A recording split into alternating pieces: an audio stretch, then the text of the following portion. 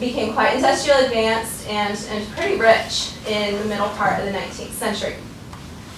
Bismarck was a statesman. He struggled mightily in domestic politics because these liberal middle-class people didn't like him so much. But he was able to kind of keep them in check because he used nationalism to do that. He appealed to their sense of nationalism. He himself was not overtaken by nationalists. He was not a nationalist, but he understood its power and influence as an idea, and he used it effectively. But people are always amazed with him because of how skillfully he went about foreign policy and related that to his goals and to the increasing power of his country. Bismarck was really smart. Okay, he was really, really smart as a statesman. He wasn't this out of control nationalist, etc. So, if you're Bismarck and you're going to fight a war, he has some rules he's going to make sure he's followed. He really believed in the power of a great military, of having the best army, of having the best weapons, of having the best trained soldiers, having the most soldiers. Have a great army, but use it sparingly. Exercise restraint. Just because you can, you don't go beat everybody up just because you can. Okay, have a great army, but you use it sparingly.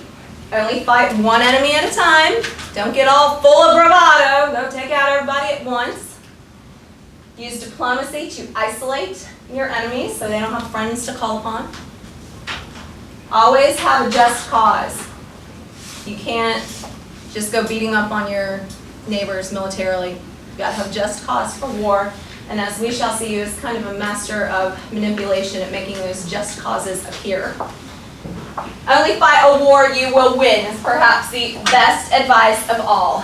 If you're Bismarck, you only get involved in wars that you are going to win.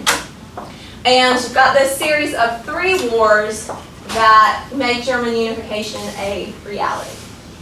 Okay. All right.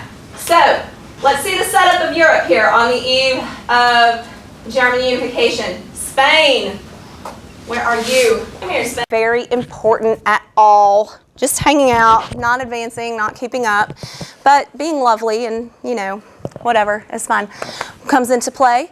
And to the east of Spain, of course, we had France. All right. Now, France, of course, was in its second empire and being governed by the very cool Napoleon III. Feeling cool? Gonna be cool? All right, excellent. France at this time was also in political control of Rome.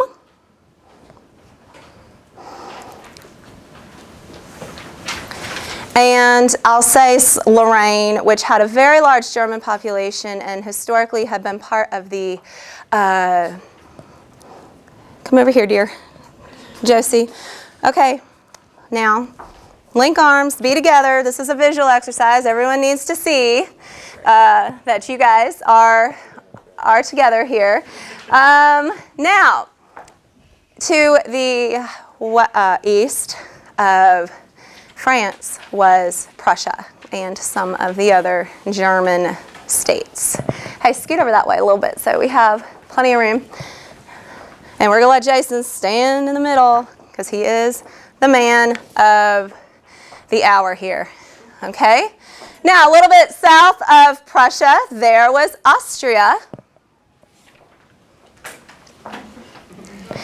Austria historically had been much cooler and more powerful than Prussia and was not taking so easily the rise of Prussia to the north, but was staying involved. Ooh, Denmark, I forgot you. Come here. All right. Denmark's to the north. It's going back here. Again, also hanging on to former glory, etc. And this, he says, not a good move. We will see Denmark make a not good move here in just a little bit. So we got Austria. Now, down south of Austria was Italy, of course. You want me? Right here. All right. Right here. Italy was so excited because they just unified Okay, oh, except for two very important places, but they were very excited and feeling happy and good. Except they didn't have Rome, who was attached to France, and didn't have Venice. Who's Venice? Venice, come here. Venice was attached to Austria. Okay, so when Italy, there you go. When Italy unified, Austria retained Venice, and Napoleon III swooped in to defend Rome from the Italians and was their official protector. Now, we have, let me see, where's Schleswig and Holstein? Schleswig and Holstein. Do you like my German? Two sweet little German duchies. You come stand right here in between Prussia and Denmark. There we go, right there.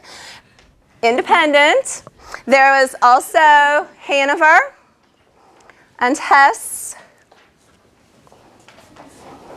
And I think this is it for right now. Independent German states. So Jenny, why don't you kind of stand right here, and yeah, you're good. Okay, do they need to move around? Can everybody see where we are? Can everyone kind of see everyone? So you see this is our nice map of Europe at the time, and this is who everybody was with and kind of what was going on. Okay? Good? All right. Well, Bismarck is busy reforming his army, building up the Prussian state, all inside of Prussia, when Denmark woke up one day and thought, hey, Schleswig and Holstein, and in 1863 occupied and annexed those territories. There you go. There you go. That's right. So that was very aggressive, Michael. reached out and got him. So Prussia was not happy about this. Austria was not happy about this. No. All right. And the reason they really had to respond is because Schleswig and Holstein were German, and they had German-speaking people. So the nationalists in Prussia were not going to stand for it. So Prussia and Austria got together, formed an alliance, and they went and beat up Denmark in the Danish War of 1864, and they got Schleswig and Holstein back. You're done, Michael. Go sit down. Denmark was done. Oh, poor Michael.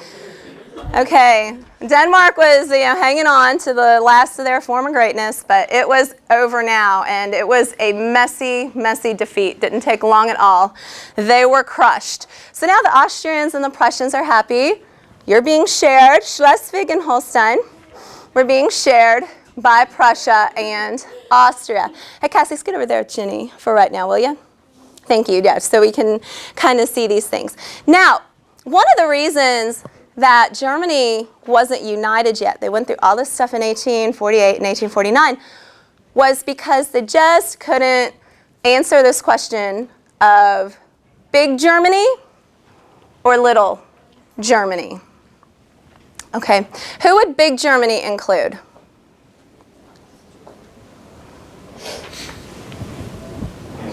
All of it. All of it. Prussia and Austria. Prussia and Austria and everybody in between. Very good. Now, the reason this was a problem was because Austria and Prussia both wanted to be in charge, both wanted to drive the bus, so to speak, and you've got an inherent conflict right there. This is a problem that they couldn't solve.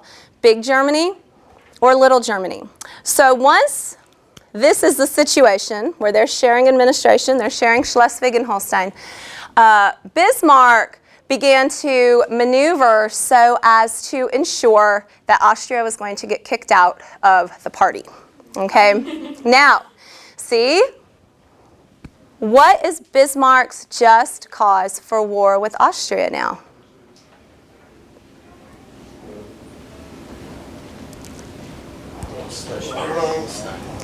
Olivia, yes, Schleswig and Holstein. Now we have a just cause for war with Austria. So what's one of Bismarck's other rules? What does he need to make sure of? That he'll win. That he'll win, absolutely. That's the end thing. Got to make sure he's going to win. Austria is a pretty big deal in Europe. They're still a pretty big deal in Europe. So what do you think Prussia is really going to need to make sure of? What's that? Yes, diplomacy Diplomacy? with Austria. With who? Austria. With Austria. No, good guess though. Diplomacy with who? Yeah. Olivia? Nah. Nah. Spain. With France. Okay. Why do you have to exercise some diplomacy with France before we can go to war with Austria, Mr. Bismarck? Make sure we win. To make sure you win. Well, what does he have to do with it? What's that, darling? Powerful. He is powerful. So, what do you not want him to do? Side with Austria. There you go. Very good. So, Bismarck goes to Napoleon III and makes sure that that France will not get involved on Austria's behalf. Deal? Deal. Napoleon III was actually pretty skeptical about this, but he thought Bismarck was a fool. He thought he was going to lose. So he didn't care. He was like, yeah, sure, whatever. If you get in a fight with them, I'll stay here because you're going to lose anyway. Now, here's Italy. Really anxious to do something awesome now that they're unified. Why is Italy of interest to Bismarck if he wants to go to war with Austria? Yes? Will he give them back Venice? Absolutely. Very good. What does Bismarck have to offer? He has to offer Venice to Italy. Bismarck's not interested in Venice. He's interested in Prussia. So he's got them, he can offer them Venice. So Bismarck goes to the Italians and he says, hey, if you invade Austria, I'll get you back Venice. And so the Italians are like, yes, we have a weak army and we're totally incompetent, but we are in, okay? we are in. So Bismarck's ready to go, and in 1866, he takes Schleswig and Holstein. Oh, Austria is mad and attacks Prussia. Shh. Now we're having a war. Austria and Prussia are. Okay. Hanover and Hesse were on Austria's team in the war. Okay. Independent little states. They're on Austria's team in the war. Italy invades Austria from the south. So now, now the Austrians have this problem of having to fight a two-front war. It's one of Bismarck's rules. Let's only fight one enemy at a time. But they're dealing with Prussia to the north, and the Italians, they could have been easily defeated by Austria on any other day. But because they were having to deal with Prussia too, this made Italy successful in their endeavor. Austrians didn't stand a chance. They lost hard and they lost fast. Boo. Poor Austria. Now, is this about territory? No, not really. This war isn't. Bismarck didn't want to punish Austria. Bismarck didn't want to destroy the Austrian Empire. But Bismarck's victory over Austria kicked Austria out of the whole conversation over German unification. He's going to control it. They're not going to be a part of it. Goodbye. Bye-bye. Okay. Now, come on back, Connor. Yay. Italy is excited because they got Venice back. So now, Friends now. Italy is more unified than they used to be. Bismarck told Hanover and Hesse that since they had picked the wrong team in the war, they were going to be annexed into Prussia, whether they wanted to or not. So now Prussia has the German states of Schleswig and Holstein and Hanover and Hesse. All right. So, Napoleon, how's it going? Pretty good. What do you think about these developments? They're scary Very good. Yes, they are. Why are they scary? because he's become so powerful that it threatens me. Yeah, very good. Yeah, increase in power, just making big strides. You are starting to get a little concerned. Not overly concerned, but a little concerned. Okay, so France is still feeling pretty good, but they're watching with interest as Prussia rises over there to the east. Now, Spain. Okay, y'all, Spain wasn't doing very much at this time. That's why we don't hear a whole lot about them. But they just so happened in 1870-ish, 1869, to have a big uprising and overthrow their queen. And so now Spain needs a monarch. All right. How does Spain become relevant? Because who's going to be the monarch of Spain? The Spanish government offered the throne to a Hohenzollern prince. Ooh. Who are the Hohenzollerns? These guys. Those guys. Very good. The Prussians. Napoleon? Yes. What do you think about that? I hate it Yes, very good. Why do you hate it?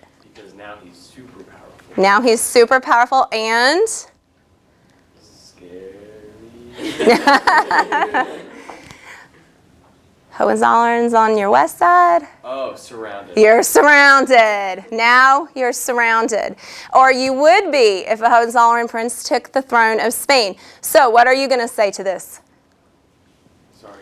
Like repeat what you just said. Like Yeah. last second. Okay, what are you going to say to this what's the word? This arrangement for the Hohenzollerns to have one of their princes become the king of Spain? No. No, emphatically, like absolutely not. Okay, so Napoleon says no. And actually Bismarck and King Wilhelm I said, okay, then we're good with that. We get it. Bismarck's a realist. He understands. He gets it. They were actually okay with that. But Napoleon wasn't satisfied with just winning the argument. He wanted to push his advantage. And he ends up telling Bismarck and the Prussian king that they have to apologize to him for even contemplating such an idea. Apologize to him. Say sorry. All right. So Napoleon III, unsatisfied with the fact that Bismarck and King Wilhelm were like, okay, we don't need Spain.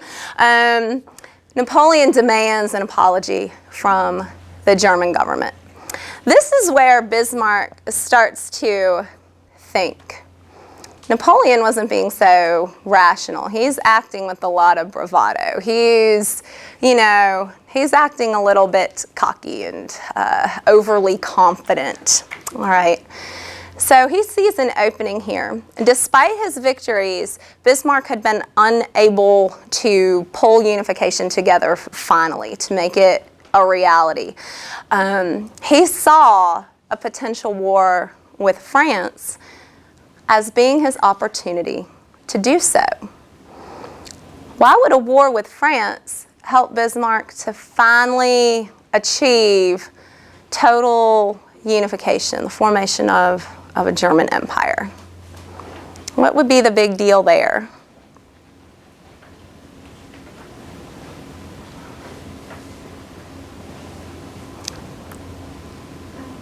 We have to join together They have to join together to fight France. That's good, and that's a part of it. France isn't going to be a weak opponent. They're going to have to form some kind of common military and foreign policy to take on France. Very good. They're going to have to join together to defeat France. Other thoughts? What about those German nationalist guys? How are they going to feel if Prussia were to defeat France in war? They'd be pretty happy.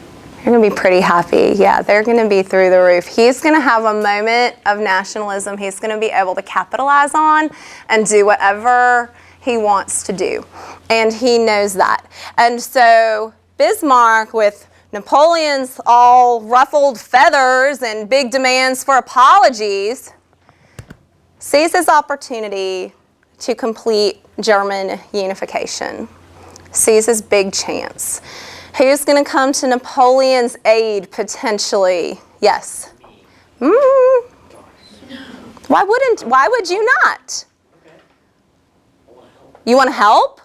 France? Well, maybe I don't want to get involved because I'm just kind of chilling out in Italy. Well, you are chilling out over there, but what's your interest in this possible war? An alliance. Myself. Rome, yes, Rome. Very good, very good. Yeah, you have the interest of Rome, so you are on Bismarck's side, or you're at least not interfering. Actually, Bismarck had to we already kicked Austria off the stage, but he had to make sure Austria wouldn't come to his aid. But of course, Austria didn't come to Napoleon's aid because why wouldn't Austria come to France's aid? Because France didn't come to their aid when Very good. Just a few years before, France didn't come to their aid. So he's pretty well isolated. So in 1870, here we got Spain over here causing problems between these two European powers. Yeah, so Spain's causing problems with these two. What are we going to do with Spain? Who's going to be the leader of Spain, this country in decline at this particular point? That Spain isn't so much the issue as how to solve this. So go ahead and you can go sit down. But that's the point of contention. Now, Napoleon demands his apology over Spain. The telegraph machine had been invented by this time, by 1870. And so, like Morse code, you've seen it on old movies and stuff. It types out message, travels through wire. It was really fast communication. And so this conversation I'm about to kind of break down for you guys happens over a telegraph. All right, the kings, Bismarck and the King Wilhelm and Napoleon, they don't actually talk to each other, but they're speaking through a written communication, and their ambassadors. Well, the French ambassador comes to King Wilhelm I with a telegram demanding that the King of Prussia apologize to the Emperor of France for this harebrained idea of putting a Hohenzollern on the throne of Spain. King Wilhelm forwarded the telegram to Bismarck, and he also sent Bismarck his proposed response. He wanted Bismarck to look it over and see what he thought about what he had to say. Well, the king's response was really pretty mild. He was kind of like, I don't care. What? Why does he want me to apologize? Is this a big deal? What should we do? It's kind of like that. It's nothing controversial. Well, Bismarck, being the smarty that he is, takes this telegram from the King of Prussia and he edited it. But he edited it only by deleting words, not adding any in. So he didn't put any words in it, but he took words out. So that by the time he was done with that, instead of it being this telegram that was like, hey, what should we do? How do you think we should handle this? It essentially said, hey, Napoleon, stick this in your pipe and smoke it. We don't care what you think. All right. Now, how is this going to be received in France? How's this going to be received? Badly. Yes, the French. Can't insult the French. Man, they'll get all up over that. You cannot insult the French. So Bismarck takes words out of this telegram so that essentially it reads, hey, stick it in your ear, whatever. And he sends it to Napoleon III, and he sent it to some newspapers in Paris. Got those Parisians all riled up. And within a matter of days, within a week, Napoleon III has a public outcry to go to war with Prussia because they have insulted their emperor. They have insulted them. So they go to war. And Bismarck is the victim in this war. France declares war on Prussia. Okay? France declares war on Prussia and regrets it almost immediately. Yes. Regrets it almost immediately. In one of the very first battles, the French army was decimated. Napoleon underestimated the Prussian army. They were an underdog. France had been around longer. They had a much more storied history in warfare. It didn't ever occur to him that Prussia would be able to beat the snot out of them, but that is what happened. And he knew. The whole reason he had backed out with a conflict with Austria is because he thought Austria was going to win. So he had seen that that didn't work out, but still, he thought that he could beat them. And in the very first battle, Napoleon III himself was taken prisoner by the Prussian army. Go on. All right. He was deposed as emperor, and he had to flee France for his own safety. Legend has it in a hot air balloon. Goes to England, so you can go flitter away. There you go. Okay. Let me see, I'm at the wrong slide up here. There's Bismarck and Napoleon III. So, Bismarck actually got into a bit of a sticky situation here because Napoleon was gone and there was no government in France, so there was nobody to surrender to him. That's a story for another day.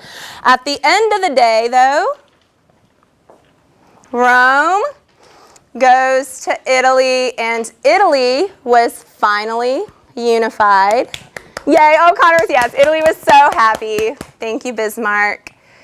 And Alsace-Lorraine went to Prussia and became part of the new German state. And the nationalists in the northern German states were so excited. They were over the moon. They were ready to go. Anything Bismarck wanted, just so long as they completed their unification. And they made this great German state, which they did in April of 1871 at Versailles, where King Wilhelm I became Emperor Wilhelm I of a united Germany. Bismarck had accomplished it all, and you are forever grateful, right? Yes, even managed to complete the unification of Italy too. Very good, guys. Well done. Do you guys have any questions about how all that happened? Thank you. Do you have any questions about how all this happens, guys? Thank you.